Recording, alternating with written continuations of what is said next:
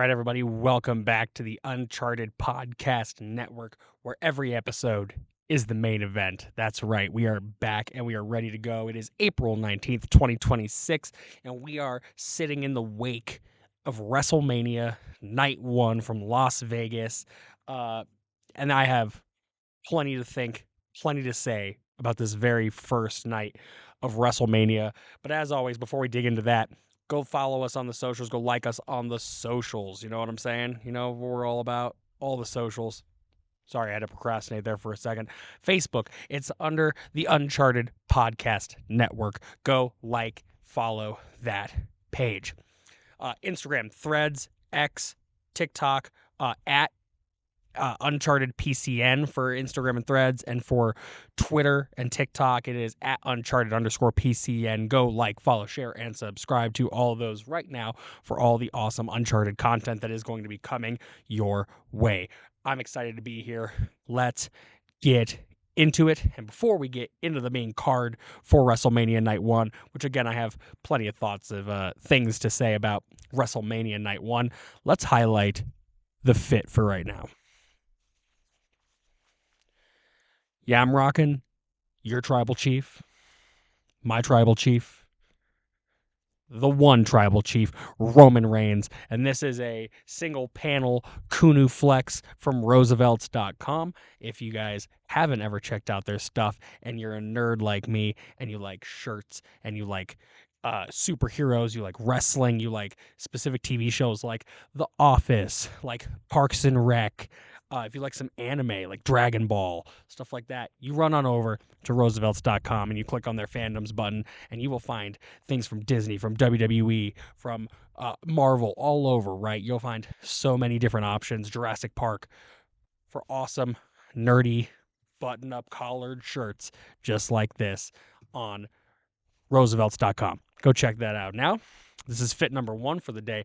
I actually have a full Roman Reigns OTC1 tux, which means it also has shorts. That's right. I'll post a picture of it on the socials later.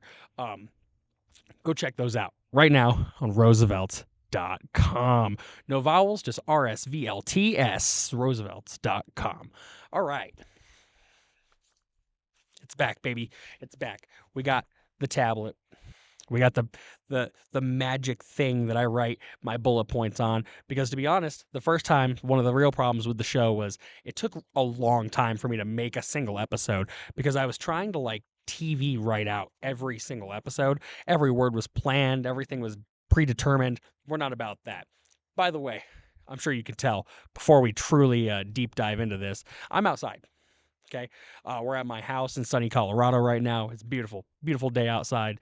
And I thought, let's do these first couple episodes outside in the nice fresh air. So you might hear an airplane just flew over. We got birds running around in the yard right now. My neighbors all have dogs. I have dogs. If you hear them, just pretend you didn't, you know? You don't got to be that guy. You don't got to tell me about it in the comments. It's all good. We're outside enjoying the day, and I hope you guys are enjoying the day as well. Now let's get into WrestleMania Night 1. They kicked off with the Usos and LA Knight versus the Vision of Logan Paul and Austin Theory, whatever Vision that is, and I Show Speed, the guy who didn't want to be involved whatsoever. The match kind of goes as you would expect, right? It was a pretty good match. Speed showed that he has some potential in the ring. But the good guys go over. The Usos and LA Knight win that match, essentially off of kind of a distraction, which is I Show Speed accidentally launches LA Knight into the ropes, knocking Logan Paul off the apron and costing them the match, essentially. This then boils down to Logan Paul and Austin Theory ganging up on I Show Speed to essentially say that he cost them their WrestleMania moment. And this all breaks down after LA Knight and the Usos prevent Logan Paul from going off the top rope to put I Show Speed through the announce table, following Logan Paul's titanium fist. He punched the crap out of I Show Speed, and isn't that move supposed to knock you out? Right? I got titanium. My whole fist is replaced titanium. Like, isn't that supposed to like kill him? but like it doesn't, right? It does. He's actually never even out. He just kind of has the dazed look, and he's like, oh no, what do I do? The Usos and LA Knight come in for the save. They put Logan Paul on the announce table, and IShowSpeed goes from the top rope through the announce table. And let me tell you, if I had to rate the jump from the top rope to the table, it was a pure 10. Perfect 10. It was amazing. He bullseyed right onto Logan Paul's chest. The aerial they did from the drone shot, perfect. That part, amazing. The match itself, if I had to give it out of 5, I would give it a 3. It was fine. I wasn't disappointed by it, but I just knew that was kind of going to be the pacing of that match. And I think if you've watched kind of the build-up for this story, you knew that this was going to be what that breakdown ended up looking like, right? So it was fine. Nothing to complain about for the most part. It was all good. Now, that match and this next match we're going to talk about, they all aired on ESPN2 for that first hour of WrestleMania, meaning that not only if you wanted to watch the whole show would you have to pay $39.99 a month for the ESPN app or, whatever you're paying for Netflix if you're not in the States. But you'd also have to have actual cable. Like ESPN2 is not a basic cable channel. You'd have to have like an upgraded form of cable in order to have ESPN2. So you have to have ESPN2 to watch the first 2 hours for free if you don't have the ESPN Plus app. For the unlimited plan, you have to have all that stuff now, right? Because TKO, they be all about the money. That's what we're talking about, all right? So they air those first 2 matches on paid cable, essentially, right? But what that means is they can't really go off the chains, right? You can't go above and beyond the rules when you're on paid cable. Okay, you can't blood, you can't do any of the stuff on paid cable. So the match was fine, but it was because we knew it was going to be the real wrestlers versus the YouTubers, right? Like that's kind of what this deal was, and they put that one on ESPN2 strictly because it puts the YouTubers in plain sight. So that if you are a fan of IShowSpeed and you follow him on YouTube, but you're not necessarily a wrestling guy, you could see IShowSpeed wrestle at WrestleMania on ESPN2. It's a cash grab. That's all that is. That's a cash grab. The match was fine. Again, the Usos and LA Knight go over. I'd give it 3 stars out of 5, right? But I'm not Dave Meltzer, so don't start throwing rocks at glass houses. All right, we don't need to be about that. It's just my opinion. You're obviously allowed to formulate your opinion, and you're also allowed to put that opinion in the comments, so that we know exactly what you felt about that match, the LA Knight and the Usos versus the Vision and IShowSpeed in that kickoff match. Now, on to the next match, right? On to Jacob Fatu versus Drew McIntyre in the unsanctioned match. It was also on ESPN2. An unsanctioned no disqualification match on ESPN2, meaning that they couldn't get overly violent because it's on paid cable. So no blood, nothing that was too ridiculous. Couple table spots. Jacob Fatu was looking absolutely peak. Definitely some old school Jacob Fatu, which was great to see. I think he carried the match really well. Drew looked really good too. The match altogether was fine, but again, they were handcuffed by paid cable, and so we didn't get. This is a blow off match. This is to end this rivalry. This is to move to the next step, and especially when you're doing unsanctioned, you would want this to be kind of a bloodbath, right? Where there's no way we go back. This is winner take all. Like the winner is the guy coming out of this program. And I just don't feel like being on paid cable, being on ESPN2 allowed them to have the freedom to end the program in the way at which you would have wanted them to end the program. So the match was good. It was fine for what it was, but for being on ESPN2 and being handcuffed to that, it was fine. No real complaints. That match again, I would probably give maybe 3.5 out of 5. It wasn't bad. It was enjoyable, but again, you also could tell like there was obviously a time constraint. At that point, that match started at like 4:35, and it was leaving ESPN2 at 5:00. So you have 25 minutes to seal off this match, and they actually ended with about 7 minutes left in the window. So, I mean, they could have done more. But really, what more could you do when you really can't stretch the envelope, go beyond in order to truly seal this match out and to seal off this rivalry that's been happening now for months? But altogether, that match was pretty good. Nothing to complain about there. Now, they leave ESPN2, and they're going to head only to the ESPN Plus Unlimited app to handle the rest of WrestleMania. They started with the 4-way women's tag team match. I could have written down all of the tag teams, but to be honest, who really cares? The match was kind of set up odd to begin with, in my opinion, and they kind of were throwing around, just random teams to fill in. Bailey and Lyra, I think, were the front runners for who I would have expected to win this match. They've had so much momentum. The company's been trying to strap a rocket, especially on Lyra Valkyria there for a hot minute. So, like, to me, it was very obvious that was going to be the direction at which they went. You got the Irresistible Forces. You got, Charlotte and Alexa Bliss. And then they were going to cap it off with the Bellas. Nikki Bella not being medically cleared to compete. And everybody knew that, right? That should not have been a surprise. And I feel like Pro Wrestling Insider, they kind of botched, in my opinion, the drop that Paige had re-signed with WWE. And so Nikki Bella not being medically cleared, she was swapped out for her, quote, old friend, and it ended up being Paige's return to WWE. Massive pop. It was awesome. Absolutely great showing for that. The crowd went crazy for her, which was good because honestly, I felt the crowd wasn't super hot for night one. So Paige returns, replaces Nikki Bella. Let's talk real quick about Charlotte and Alexa Bliss's entrance and their ring attire. Super cool.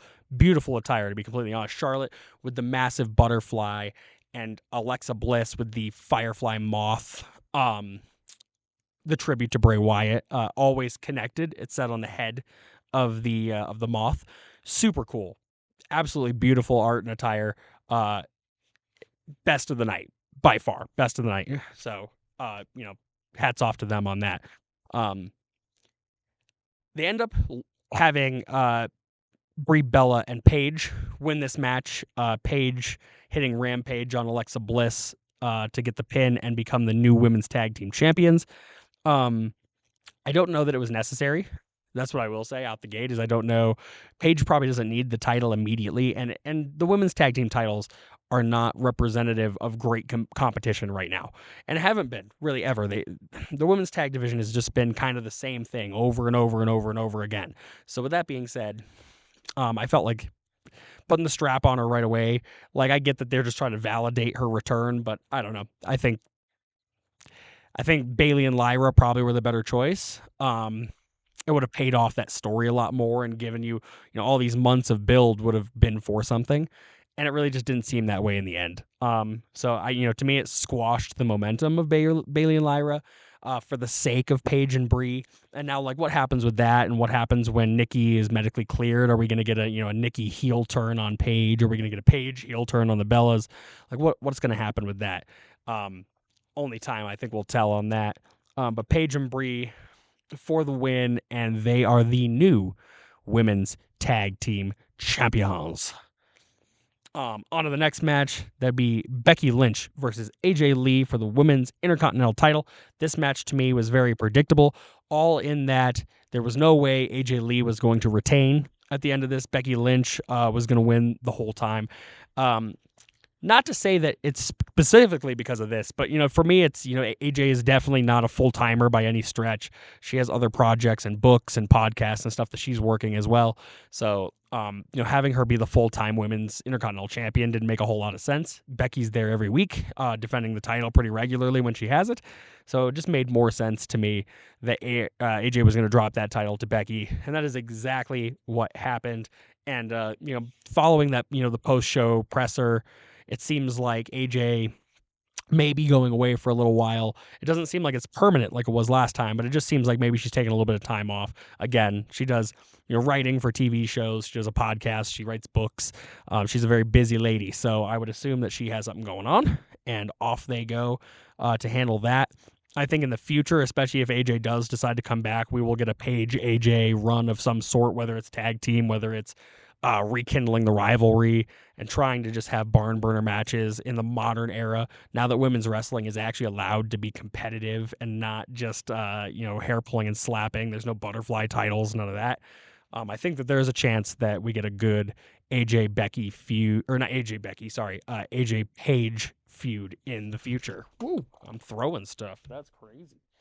All right. If I could pick up my phone, that'd be sweet. All right.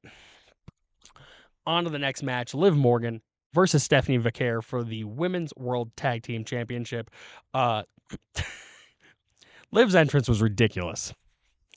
The music video is bad. Like, she's attractive, but like the song is bad. It's just B-rate. It's not what you would want for a theme song, but it was very predictably going to be the theme song, and it ended up being the theme song, and she lip sank it all the way to the ring and danced her whole way to the ring. It was weird. It didn't feel good. I don't know. And I've heard via social media that she said that's the only song she's ever going to do. I love Liv, but good God, please let that be the only song she ever does. What this match did show is that Liv, for the most part, very similar to, a couple years ago, Roman, is that she can't win on her own. She has to have backup. And honestly, in the post presser, she said she wants the backup, that she can't win alone, and she doesn't care about that. She just cares about winning. It is the perfect heel mentality, is what I will say to that. It makes complete sense. And honestly, especially because she's supported by the Judgment Day, I think that it'll work. It works out in her favor. But to me, it's still, when you're having a blow off match, a big match like this, where you're gonna see, A, you're finishing off the storyline, but B, it's for the title. She won the Royal Rumble, and like, I would figure the bigger matches you'd be more prone to want to do solo without the support of your entire organizational team. But again, to me, still great heel work in having her not be able to win on her own. Again, Roman has done that forever. That's what CM Punk is highlighting currently with Roman Reigns, is that he doesn't win matches by himself, that he has to have his cousins, he has to have the bloodline. It's the same thing currently being dealt with Liv Morgan, is she has to have Raquel and Roxanne, or she has to have the Judgment Day to bail her out at any and all turn. It's perfect heat, good for Liv. Liv Morgan ends up winning this match and becoming the new Women's World Heavyweight Champion. So for me, the question becomes, what's next for Stephanie Vaquer, right? Like, it felt odd that she was kind of in this role to begin with. Her opponent listing wasn't always that good. Her matches have been kind of subpar lately. If Booker T's not on commentary, the hype for Stephanie is a little off. So for me, it's like, it's just what's next. Where does Stephanie Vaquer go next? Which rivalry does she have next? Is she still main event? Like, what's going to happen? You know what I'm saying? So I look forward to seeing what they do with Stephanie in the future. But again, a big congratulations to Liv. I love Liv Morgan. I feel like there was just a lot of circumstances to this match that felt a little off. If I had to give this one out of 5 stars, I would probably give it a 3 again. There's not very many matches on this card that I feel like were like going to be better than a 3-star match. This WrestleMania so far, and even in the build-up, felt really lackluster. Night 1 made it feel really lackluster. So on to Gunther versus Seth Rollins.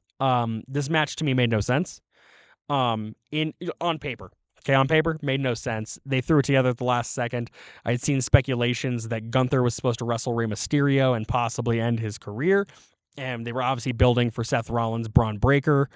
Breaker gets injured, Rey gets injured, and they just kind of thrust Seth and Gunther together, kind of on the premise, and you could tell that the underlying theme is that Paul Heyman is going to owe Gunther, and what he's going to owe Gunther is a match with Brock Lesnar. And that'll probably head towards a career killer match where Gunther tries to retire or successfully retire Brock Lesnar. Braun Breaker does make his return during this match. His 75-yard spear was a complete botch miss. It was ugly. And me and my brother have said this for a while now while watching the shows, and especially have talked about it Mondays pre-Raw when we do our lives on Facebook. Braun's spear is the most reckless spear of all time. He throws his head straight at everything, and he is going to break his neck eventually. This one was kind of proof of that, mostly because he completely missed Seth, and Seth had to like bump sell something that didn't even happen to him. The match altogether, though, the Seth Rollins-Gunther match, was probably, I say probably, but probably most certainly the best match on the card for the night. It was the best 2 pure wrestlers, the best 2 pure storytellers currently on the roster, going one-on-one and essentially burning it down with each other, no pun intended, and having an absolutely great match. But yeah, so you get Braun Breaker's return.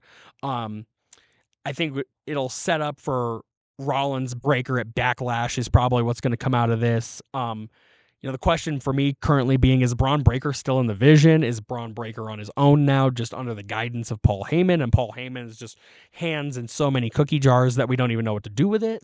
What is that situation? And what's next for Gunther, right? Is what's next for Gunther Rey Mysterio? Are we still going the career killer route where he's going to, like, every older wrestler is going to run into Gunther at this point? What is the deal with Gunther? This match I would give 4 out of 5 stars easy, if not 4.5. It was a really, really good match. And really, like, 4.5, not even in the terms of like it being a perfect spectacle of a match, but just when it comes to how bad the card felt so far, it was the best match of the night by far, is Seth Rollins and Gunther. On to the final match of the night. This pay-per-view seemed to have flown by as quickly as this podcast episode has flown by, but Cody Rhodes versus Randy Orton for the WWE World Championship, with Pat McAfee in the corner of Randy Orton. Pat McAfee gets this match jump-started hot by hitting Cody with the microphone, letting Randy go to work on him, but that gets stifled pretty quick as Cody blows up Pat McAfee, essentially, gets ready to put him through the table, and then Jelly Roll shows up to drop a ginormous elbow on Pat through the table, resulting in Pat getting stretchered out and Jelly Roll being out as well, essentially eliminating the weird side pieces to this story that didn't need to happen to begin with. We would all have been fine with Randy versus Cody, mentor versus mentee. Literally, they've done everything together outside of the, Cody leaving for AEW situation. It is the perfect story, and they didn't need side pieces like Cody or like Pat and like Jelly Roll. Pat made no sense as the voice in the phone. I don't get it at all. The fan base doesn't get it at all. So it was great to see him get knocked out early, right? Because now we get back to the meat and bones of the situation. Cody, Randy for the world title to try to get Randy his 15th world title. They traded each other's moves a couple times. Randy hitting a crossroads, Cody hitting an RKO, good stuff like that, right? Randy gets poked in the eye. The referee tries to check on him. Randy RKOs him because he can't see. He's blind, right? He got poked in the eyes. That sets up for Pat to come back out. Yep. But this time he's wearing a referee polo because now he's the referee. And he comes down, and Randy, he has the cover on Cody. He's about to win this match. And Pat gives, without a doubt, the most accurate referee count of the night. Like, it is perfect. 1, 2, 2.5, real close. He didn't fast count for his boy. He didn't do anything. And with that being said, Randy doesn't like that. Randy gets up and he RKOs Pat McAfee. Great. The crowd is going nuts. They've been going nuts for heel Randy anyway. Now they just love that Pat McAfee got RKO'd right out of the picture. That's amazing. That's great news for everybody, right? Wrong. Cody Rhodes locks up Randy Orton in the crossroads. 1, 2, 3. Cody Rhodes retains the WWE Championship. Is that it, though? Absolutely not. He's holding up the title. He's covered in blood. Randy Orton snatches that title. He hits him in the face with it, and then he lines up in the corner, and he brings back 2009 Randy Orton's best asset, the punt kick, and he takes Cody Rhodes' head clean off, knocking him out, leaving him lying, and Randy Orton, is holding that world title to end night 1 of WrestleMania. That match still gets a 3. It was fine. It was better when Pat McAfee and Jelly Roll weren't physically involved, but of course Pat had to get re-involved later in the night. It peaks with, Randy turning on Pat and the crowd loving and eating that up, but altogether the match was fine. The program leading up to it was frustrating. The program leading up to it was bad and made no sense. Pat McAfee has no business in this story whatsoever. Pat McAfee has no business being a heel. He can be a heel, and we've now learned that he's the cheap heat heel. He flips people off. He spits at them. He's cheap heat Pat. That's how this is going to go. He's fine as a heel, but it's just not necessary. When he was great on commentary, he was always eating with Jey Uso. He is a perfect babyface commentator, and for the most part, the fan base really enjoyed him in that role. I think this will leave a bad taste in the fan base's mouth for Pat McAfee going forward. And if he intends to still be a part of the company after this situation, which I think he said that if Randy lost this match, you'd never see Pat McAfee wrestle or be a part of WWE ever again.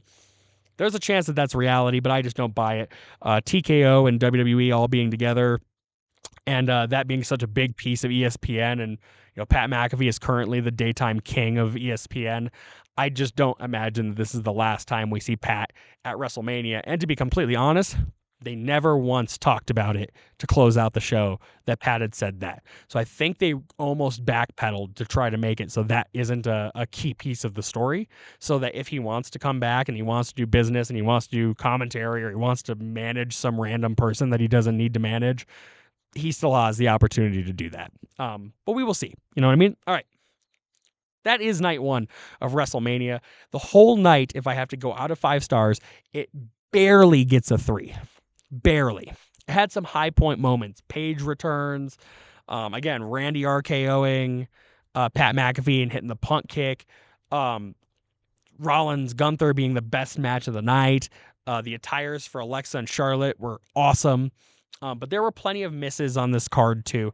And night 2 has one less match. So we're either looking for a surprise match, a surprise return, a big backstage promo. We need Danhausen. Where was Danhausen night 1? We love that Danhausen. Where was he? What was Danhausen doing? Where was he? Was he on the blimp? I saw the blimp. He has one. Where was he? And why was he not physically on the show for WrestleMania night 1? That's crazy. That's nuts. He's selling a ton of merch. Get Danhausen out there. He doesn't have to wrestle, but he does have to be present. Hopefully that happens tonight.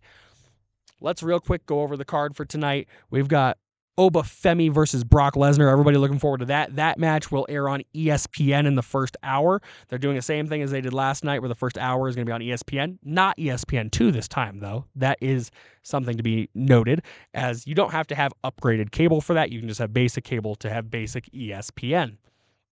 They have the 6-way ladder match for the IC title with JD McDonough, Dragon Lee, Penta, Javon Evans, Rusev, Rey Mysterio. That was the last one. That'll be great, but again, that one's also going to air on the first hour in the ESPN window, which means they can't go above and beyond to do blood or anything like that. So I look for it to be a barn burner of a match, but it definitely still has handcuffs. So Oba and Brock and the 6-way IC title ladder match will all air in the first hour on ESPN as well as on the ESPN Plus app. Followed up by Trick Williams versus Sami Zayn for the United States Championship. I look for Trick to get his first main roster gold in this match. Jade Cargill and Rhea Ripley. This match is going to suck, kind of no matter what everybody thinks, no matter what. Jade still can't wrestle for crap at this point, and Rhea, she's just a powerhouse. So you're going to get the same 10 moveset out of her. Rhea is going to win this match, I think. I think they're just going to put the strap back on her and have merch sales go through the roof again. Dominic Mysterio versus the Demon King Finn Balor. They shouldn't have advertised it like that so early. He had one promo where his eyes go black and he tells Dom that he's going to meet a side of him he's never met before. But I don't think that they needed to put him on the poster in the paint. They didn't need to say the Demon was going to be there. They could have just alluded to it and had him surprise him. That's going to be way more exciting for Dom to be like, oh no, the Demon. I have to deal with the Demon. That's way more exciting in my opinion than pre-adding it. And Finn had said on Cody's podcast that he didn't like the WWE had a tendency of pre-advertising the Demon, that they took a lot of the mystique out of the Demon. So we'll see how that goes tonight.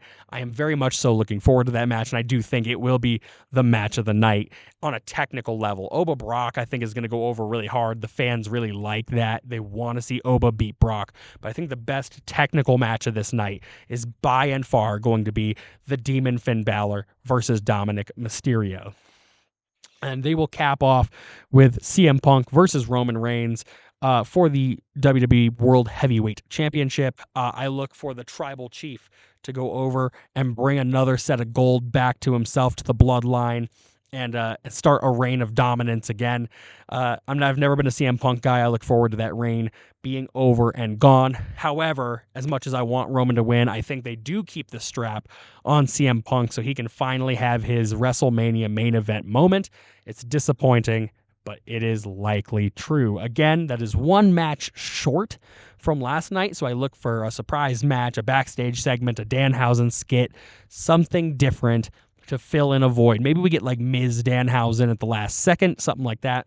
But altogether, that's night 2. I look forward to seeing it and to talking to you guys about it. Probably tomorrow or the next day. We'll see kind of how it goes. Thank you for tuning in. Again, go to Instagram, go to Threads, go to Twitter, go to TikTok, go to Facebook, the Uncharted Podcast Network, at Uncharted_PCN. Go and like all of those socials so you can keep up to date and see. We'll do some lives on Facebook and stuff, especially pre-Monday Night Raw and stuff like that. I look very much forward to continuing to do this in the future. Again, this is fit number 1. We hit a Roman tux later. This comes from Roosevelts.com, RSVLTS.com. Go check them out. If you like any sort of crazy fandom, they got it. Go check it out. Like, follow, share, and subscribe. This podcast is always going to be the main event. I look forward to seeing you guys next time.